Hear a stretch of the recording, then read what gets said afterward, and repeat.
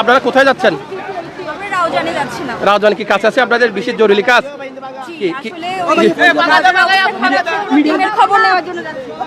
এদিকে এদিকে এদিকে চলে আসেন। আমরা মানুষের কষ্ট লাঘব করার জন্য উপজেলা প্রশাসন থেকে কয়েকটি বাহন এখানে ব্যবস্থা করে দিয়েছি। এই বাহনগুলো যেখানে পানি আসতেছে, পানির উপর দিয়ে মানুষ ভ্যানে পার হচ্ছে, অনেকে নেমে পার হচ্ছে, আমরা ওই বাহনের মাধ্যমে বিনামূল্যে বাহনগুলো প্রশাসন থেকে আমরা দিচ্ছি, যাতে করে তারা পার হতে পারে। দুপাশে আমরা দিয়ে দিচ্ছি। এই দৃশ্যগুলো দেখাচ্ছিলাম, এখনো পানির অবস্থান দেখেন।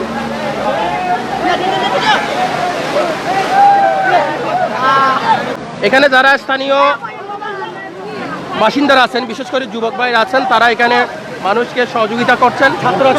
ছাত্র একটু বলো তো, আমি তো অনেকক্ষণ ধরে দেখছি ভাই তুমি এখানে সহযোগিতা। আমরা এখানে যারা কাজ করতেছি গতকাল থেকে এখানে আরো বেশি পানির চাপ ছিল, যে কারণে দেখতে বাড়ার মধ্যেও ডিস্টার্ব হচ্ছে। আর মাঝখানে তো আপনারা দেখতেছেন পানির জোয়ারের কারণে ভেঙে গেছে রাস্তাটা। ওই কারণে ছাত্র ভাইরা সবাই এসে আমাদের মা ও বোনদেরকে হেল্প করতেছে, যাতে করে এই রাস্তার মধ্যে দুর্গন্ধ পড়তে না হয়। এবং কি সবাই, অনেকজন ছাত্র যাচ্ছেন, অনেকজন কাজের মধ্যে যাচ্ছেন, অনেকজনের কাজ বন্ধ হয়নি, তাদেরকে এই কাজের জন্য ওরা হেল্প করতেছে।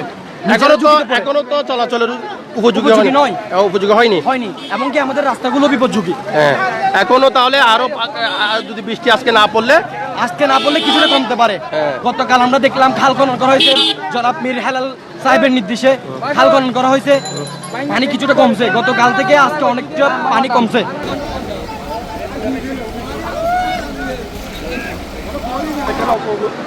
অপরিকল্পিত পানি নিষ্কাশনের ব্যবস্থা, তার ধরুন প্রতিবারেই অধিক বৃষ্টি হলে এই প্রতিবার এই স্থানটা কিন্তু আমরা পানি কবলিত হয়ে যাই। তাই আমি সরকারের প্রতি আকুল আবেদন, আপনারা একটু সুদৃষ্টি দিলে আমার মনে হয় আমরা এই দুঃখ কষ্ট থেকে আমাদের লাঘব হবে। কারণ আমরা গরিব আমাদের ব্যবসা প্রতিষ্ঠান বন্ধ। তাই আপনাদের সবিনয় অনুরোধ জানাচ্ছি আমার মাননীয় সরকারকে এটির একটি বিহিত ব্যবস্থা নেওয়ার জন্য। আজকে যে 3 দিন একটানা মানুষের এখানে যে দুর্ভোগ, এখনো আল্লাহর রহমতে পানি একটু একটু কমতেছে, এখনো পুরোপুরি পানি কমেনি। রাস্তার দুই পাশে এখনো যানজট লেগে আছে। ভাঙার মধ্যে বারবার পড়ার পরও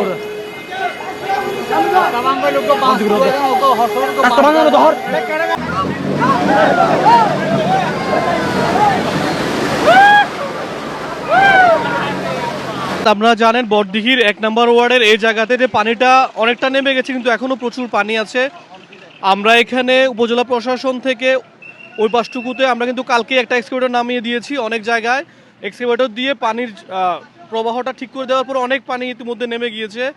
সিটি কর্পোরেশনের এই পাশটাতে আমরা সিটি কর্পোরেশনের যোগাযোগ করেছি। আমাদের এখানে 20টার মতো কালভার্ট আছে, বিআরটিসি থেকে চিকনদন্ডি পর্যন্ত।